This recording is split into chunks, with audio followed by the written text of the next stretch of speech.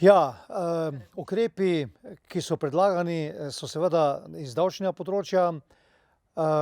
Tu ne bi posegal v odločitve vlade, kar se tiče DDV-ja, ker, kot je opaženo, ne, DDV nikjer ni bil, kot ukrep izveden pri nobenem delu, vladnega ukrepa, in verjamem, da tudi seveda, je vprašanje, umestnosti pa in ustreznosti pri DDV-ju, tudi pri športni opremi in pri čem drugem. Morda je, zanimivo ali pa predvsem želeno to, da se vsaj za neki določen čas, DDV od, vstopnic za prireditve zmanjša ali pa morda celo, za neki določen čas ukine, kar bi imelo neposredne pozitivne učinke na klube in društva, in da seveda, se tista dodeljena sredstva, katere so iz proračunov občine ali pa države, čim prej tudi akontacijsko, namenijo za, športno dejavnost. Ne glede na to, ne, da zdaj dejavnosti v bistvu ni, seveda so pa vse priprave v teku, ker ko se to konča, ne, bo treba imeti,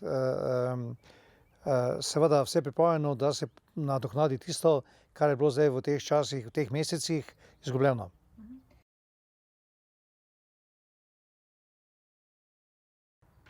Ja, kar se tiče povračila,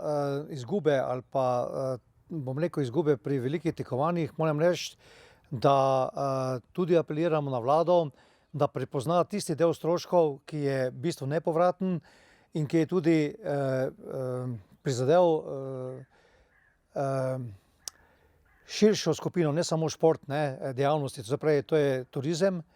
to je transport, to so namestitve v hotelih, tako da smo solidarni tudi s tem delom gospodarstva, ki je z zaprtjem hotelov na koncu koncev, ne,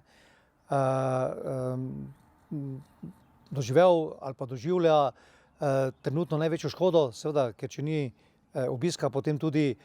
ni obiska športnih prireditev in, v tem kontekstu vemo, da so 3 velike zimske prireditve odpadle.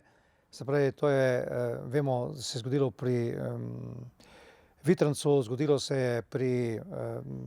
Planici kot največji prireditvi, Pokljuki, in pa zgodilo se je oziroma se dogaja z vsemi prireditvami, ki so v spomladanskem času, to so kolesarske prireditve, in pa seveda vsa evropska in pa svetovna prvenstva, katera so bila predvidena v letošnjem letu, da bodo v Sloveniji, kar pomeni seveda izpad na vseh teh področjih, katere sem že prej omenil. Ta izpad je zdaj ocenjen, da bo v letošnjem letu preko 25 milijonov evrov.